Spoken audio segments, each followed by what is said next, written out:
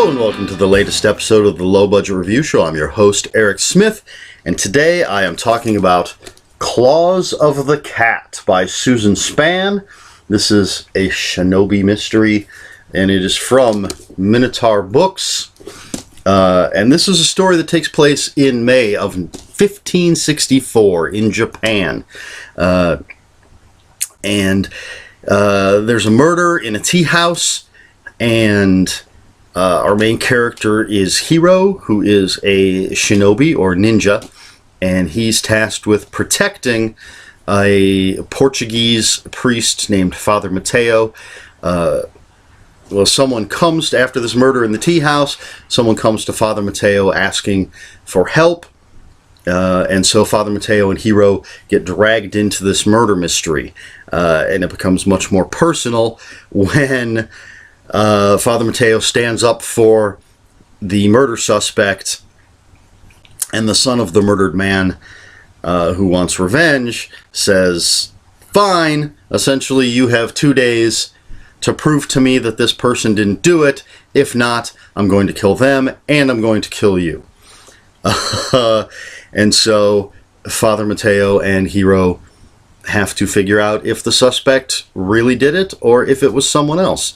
And it's a mystery, and that's exactly what this is. This is a very theme-filled mystery story. Now, right off the bat, I want to jump in here because this does say a shinobi mystery as opposed to, say, a ninja mystery. And I love how there's a glossary in the back of terms, and I love what it says about shinobi. So I'm going to read that to you. It says, literally shadowed person. Shinobi is the Japanese pronunciation of the characters that many Westerners pronounce ninja. Ninja is based on a Chinese pronunciation. So instead of just saying that shinobi is Japanese for ninja, they talk about how it's actually the pronunciation of the same characters that the Chinese pronounce ninja, Japanese pronounce shinobi. So there's that. Anyway, I know that most people are more familiar with the term ninja, but that's essentially what Hiro is. And I'll tell you, I don't know why I put the book over there, because I'm going to hold it up again and show it to you. So Hiro is a shinobi, and I'll tell you right off the bat, we do not know why he has been tasked with protecting Father Mateo at this point. There are 5 books in this series so far. As soon as I found out about this series, I went on Amazon, I read the first chapters of the books that were available to look inside and read, and I bought all 5 books. I found 2 of them at the bookstore, 3 of them I had to order on Amazon, but I bought all 5. And which is a gamble, but I think it paid off, if this is any indication, because I'm fascinated with this time period. This is the time of samurai, and I think it's technically part of the feudal period, but you have the caste system, you've got the shogun, and you've got the emperor, and you've got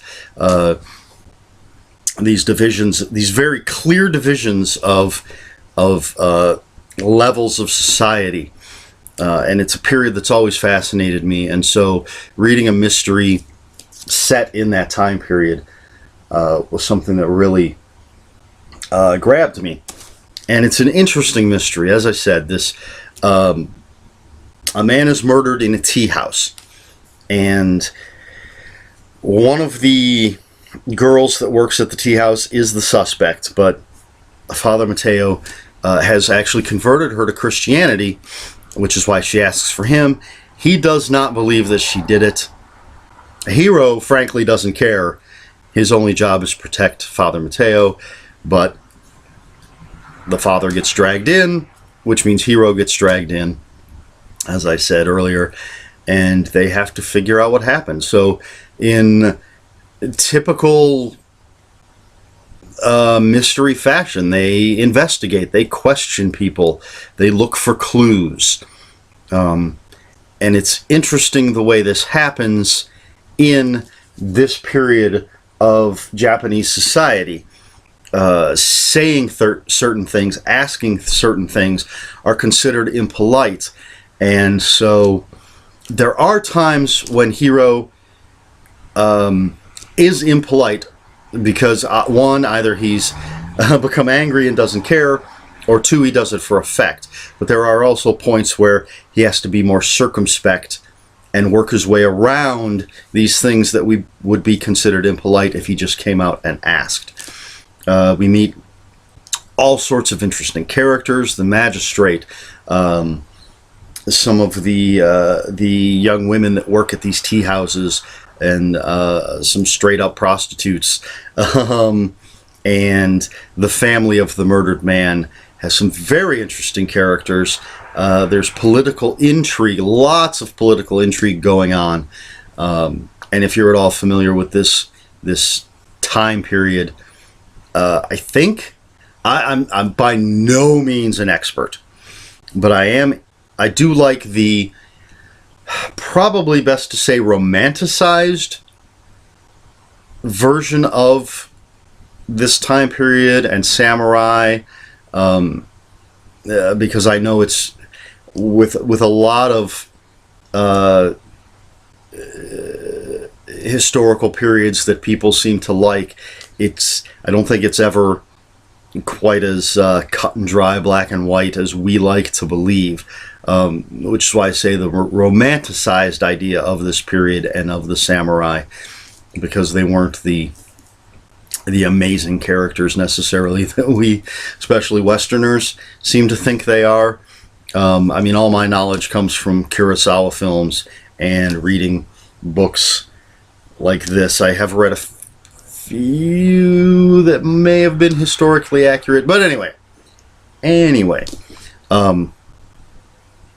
it's really interesting to see how a mystery works in this time period, and how the political intrigue fits into the way people have to behave, and it's very well written. From my limited knowledge, it seems accurate.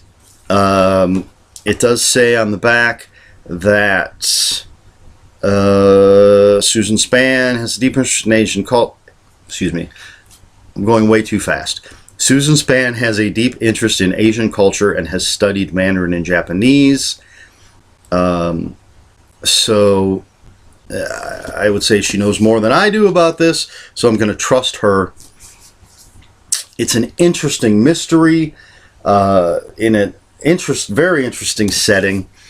I like the characters. I like that we don't know everything about them yet. There is that mystery as to why Hiro has been assigned to protect Father Mateo. There are hints at things in Hiro's past, and hopefully that will all come out slowly over the course of the series. The fifth book was very recently published, so I don't know when. There may be others, but I will definitely pick them up. The one thing that kind of bothered me is, and this happens a lot in mysteries, is, unfortunately in a lot of books, there are some instances of coincidences that sort of stretch credulity. I was incredulous. I don't know. Anyway, just sometimes when a character just happens to be in just the right place to overhear just the right conversation, it always seems a little too convenient. Not saying it's impossible.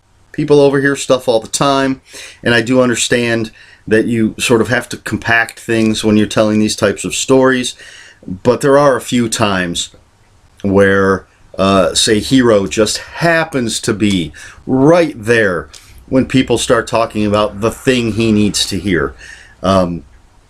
And that does bother me a little bit, which is why Claws of the Cat by Susan Spann gets only 4.5 out of 5 cherry blossoms. My last review that I recorded, I don't know when these are going to be posted or what order, but the last review I recorded, I used Katana. So, what the hell? Go with cherry blossoms. 4.5 out of 5. And cherry blossoms are mentioned in the book. Very descriptive, very beautiful writing. And it a lot of these types of books, this era, this sort of look at Japan, usually very beautiful as far as the descriptions of the landscape and the flora, not necessarily the locations, because you do some of this takes place in sort of the seedier side of town, for lack of a better way to put it. But the cherry blossoms, and I've seen cherry blossom trees, and I've seen pictures, and very beautiful. So I thought, why not? Not the best drawn cherry blossoms, but 4.5 out of 5. I love the characters. It's an interesting, intriguing mystery. It's well written. I did have that problem. Again, I don't like those coincidences. I understand why some authors might use them. That doesn't make me like them anymore. But I'm definitely, I already bought the 5 books, but I think the gamble paid off, because I would if this was just the only one I bought, I would immediately have ordered the next one to see what happens. Not that you need to. This is completely self-contained. Just that the characters are intriguing. There are a few things that we don't really know yet. I'm told that you could read any of these books in any order, but they are written in a specific order. As I said, this one takes place in May of 1964. The second book is in June of 65, but from there, the third book is August of 65, and then the fourth and fifth books both say autumn of 65. So those seem to be more tightly packed chronologically, than this one is. So even though, as I said, I'm told you could just read them however you want, read them willy-nilly, I think it's probably best to read them in order. That's what I'm going to do. So, Claws of the Cat by Susan Spann, 4.5 out of 5. I will have a link or two for the book in the description below. If you have any comments, questions, or corrections, please put them in the comments below. Comments are open for spoilers. Although, this is a straight-up mystery story. So why you would want spoilers, I don't know.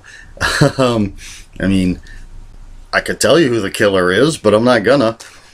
But anyway, we can talk about stuff down in the comments below. Please like, share, and subscribe. That's it. This has been the Low Budget Review Show. I have been Eric Smith, and until next time, read more books.